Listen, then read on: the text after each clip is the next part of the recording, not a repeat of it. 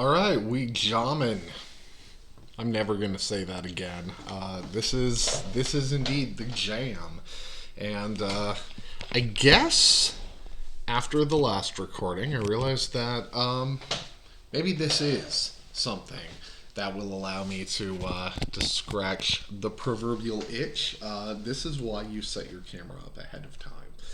Um, I miss talking. I miss monologuing. I'm Howard Vander. You may know me as the mayor. I can be found on Bluesky, mayor dot whatever the domain string is. I love how I snagged the handle before any real ones could. Speaking of real ones, I'm rocking a sweet sport coat at the moment. I do wear this to work most days. That is a pin from Blade Runner. It's the origami unicorn. A reminder that the barriers between organic and inorganic can be thin, and sometimes we confuse what side of that barrier we are on.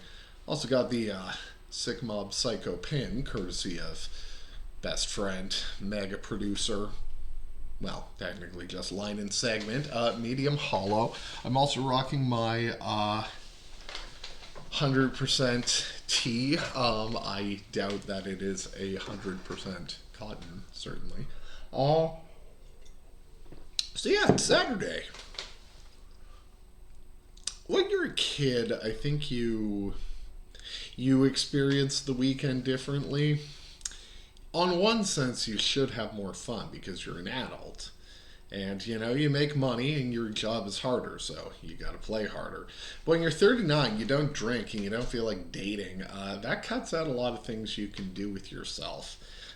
So I cleaned my apartment, I played with my cat a lot, and went to the movies.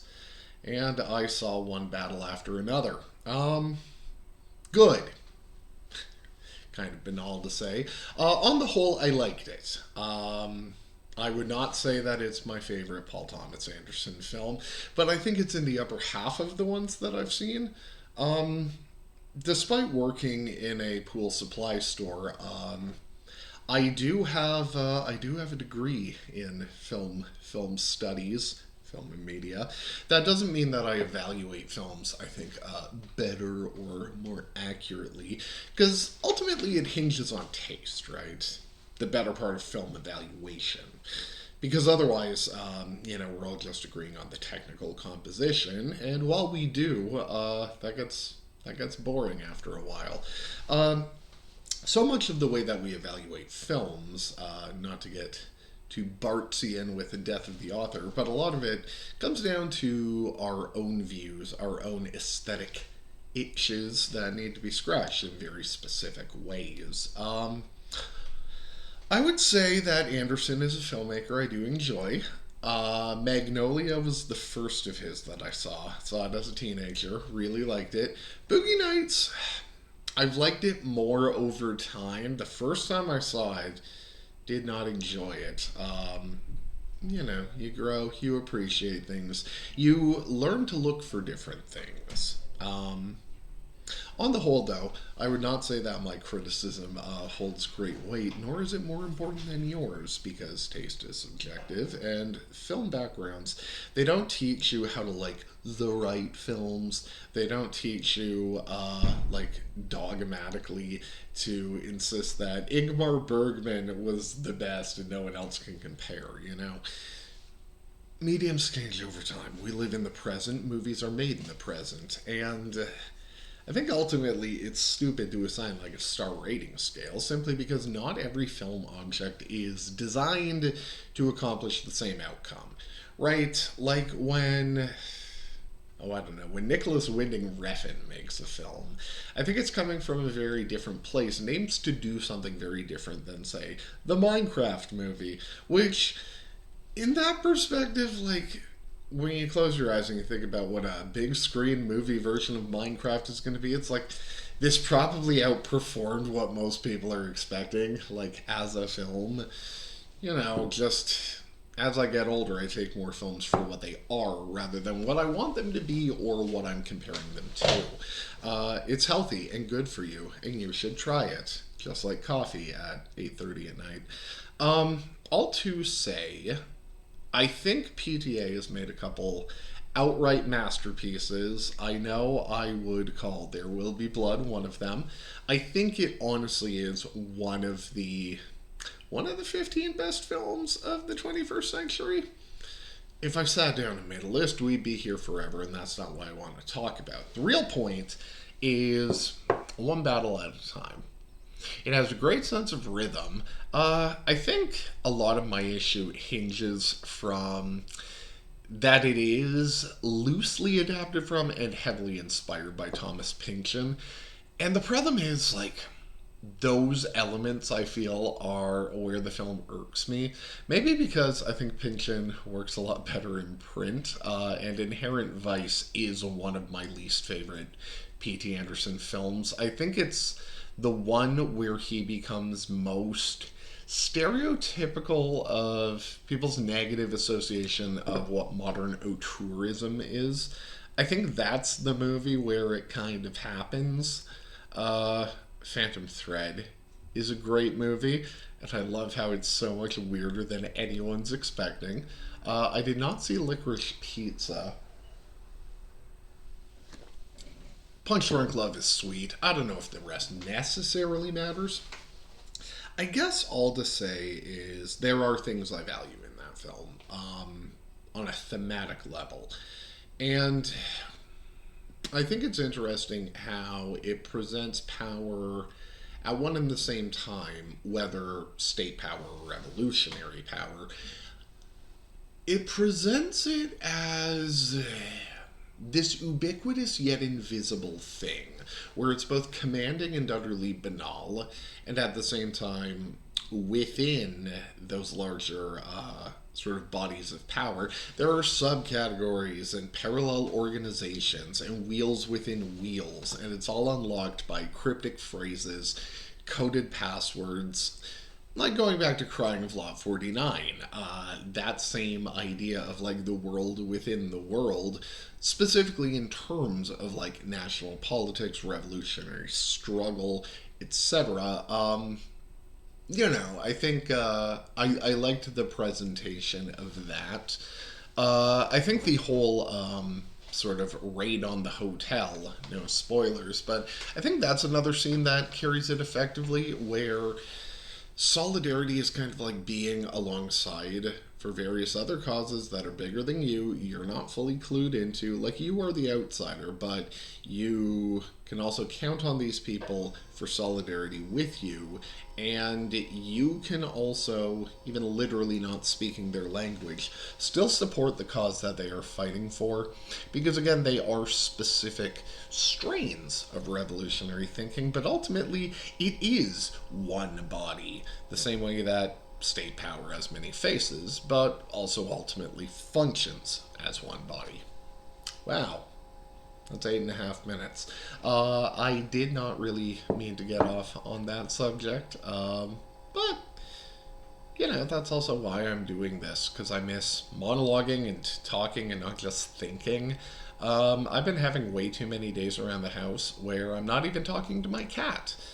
And if you've ever met me, even briefly, even in text form, I tend to be a person that enjoys speaking with others. I like words. I like the tonality and language of them. But I also like modular synthesizers. So I think we are going to say, on the whole, recommend one battle after another, and I'm going to figure out how to do a dissolve cut, and then we're going to do part two, which consists of me explaining some absolute rudimentary basics of modular synthesis, and we will make tonight's titular jam. All right, we are back. Had a quick coffee and cigarette break. I'm 39 years old and I still get ID'd, so if anything, it's proof that smoking isn't all that bad for you. Okay, so I have the modular rig, the Helena machine, right behind me. I think as a fun starting point, we can learn how it all works together. Now, most people look at something like that And rightly so. I know I was one of them. They say, how on earth does any of this work? Like, how do you even play it? It looks complicated. It can be as complicated as you'd like, but really it all flows from one simple principle. Voltage. Electricity. This thing has two power supplies. It doesn't need all of it, but one day it might. The point is, voltage can only do one of three things. It can increase, it can decrease, and it can remain nice and constant. Within that, each of these modules is a different application of voltage and essentially does one of those three things. However, the things it's doing with that voltage are not all equal. Let us begin at the beginning. We turn the thing on. Just kidding. We are going to talk about oscillators. You may have seen the term VCO before. In case you haven't, I wrote it down. Not totally sure why. The point is, it all begins with a VCO, or any kind of audible sound begins with an oscillator. Even you have one, your vocal cords. So, if you think about it, your vocal cords vibrate at a quick enough frequency that it becomes audible to the human ear. High frequencies like dog whistles are so far beyond our threshold of hearing we don't hear them. Subaural sounds, so low, we don't hear them, but we kind of feel and experience them. The point is, oscillators. That is where all the sound is generated from. Now, and I keep saying things like now and but I just turned on the rail that I have here. I do not need both of them. That's a little better, because you can see what I'm doing, sort of. The point is,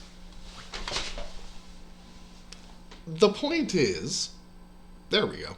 The point is, that blue one right there is the oscillator. That is a oscillator taken, or rather rebuilt from the same circuitry as the famous ARP 2600. The World According to ARP is not going to be the name of one of my forthcoming recordings.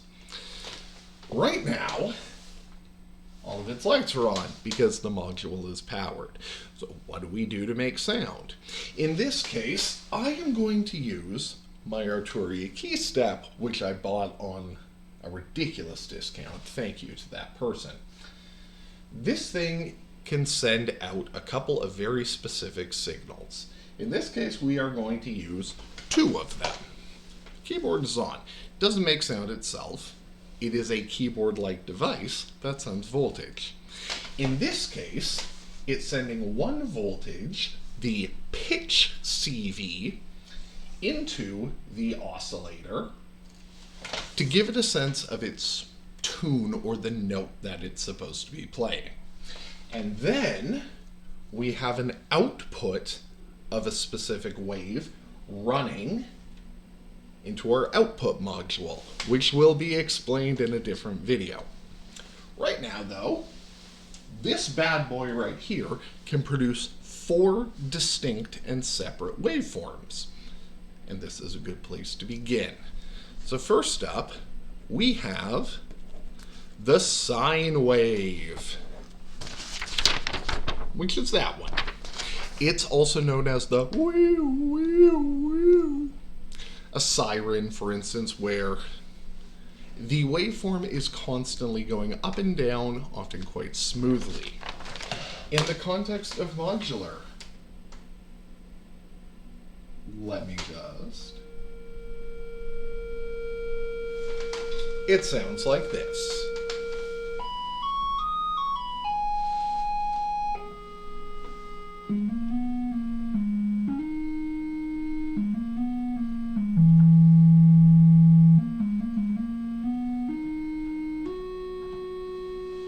Now you'll notice, though, that it's constantly outputting. Why is that? Because an oscillator, you can also think the O implicitly stands for on. Oscillators are constantly outputting a signal because they are constantly receiving voltage. So, in a separate video, we'll discuss how to control that to produce discrete notes. So it's not just one big ah. I mean, you can write songs like that, but I prefer not to, and I don't think you want to listen to them. However, let's turn back to the oscillator. This is the triangle wave. Classic. There's actually a video of Wendy Carlos boy moding with fake sideburns. Looks like a dream in that suit, explaining how the original Moog synthesizer system worked, including how trine waves specifically have tonalities. And that brings us to our second waveform. Say goodbye to the triangle and say hello to the saw wave, aka the fuzzy sound.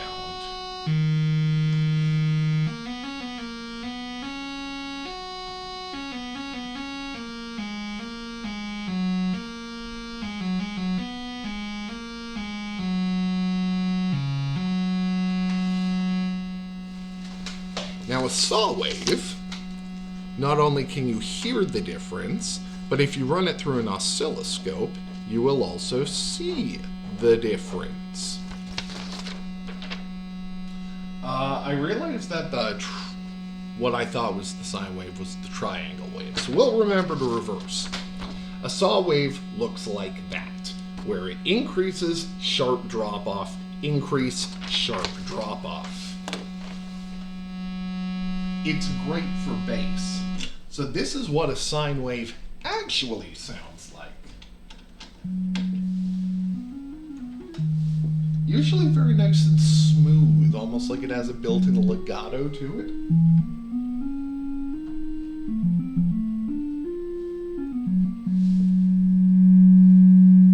So for comparison's sake, a triangle wave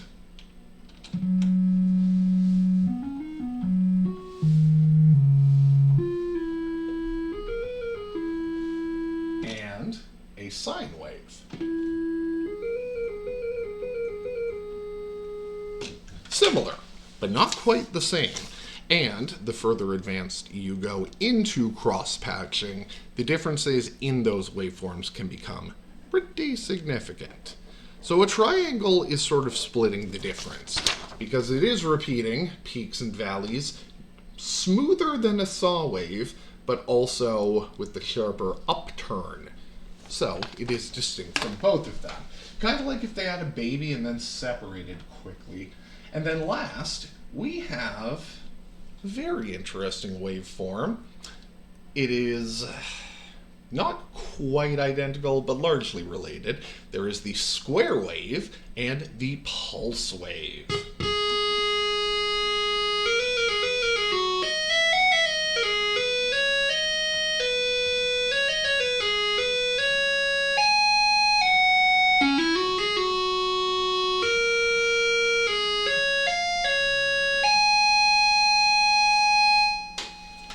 And that one, as you can probably figure,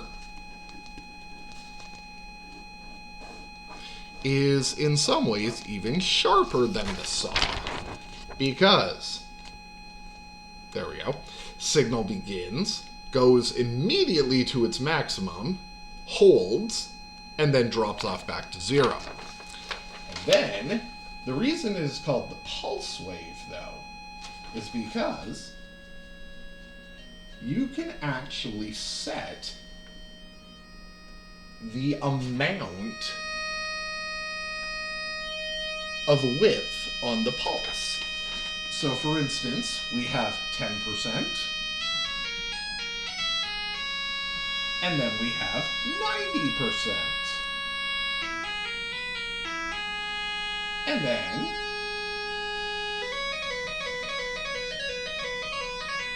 all points in between.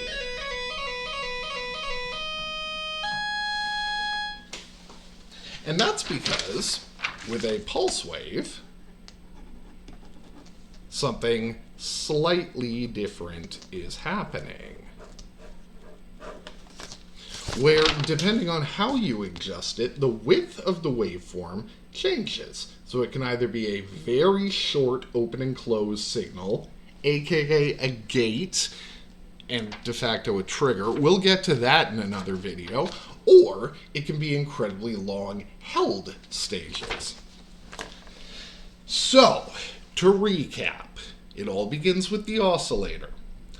It all runs on voltage. Voltage goes up, down, or remains constant. And those are the four basic material waveforms in an analog oscillator. So, you've heard them, you know what they look like. In forthcoming videos, I will show you how to make them musical. In the meantime, though, I'm going to jam out with my personal favorite, the square wave.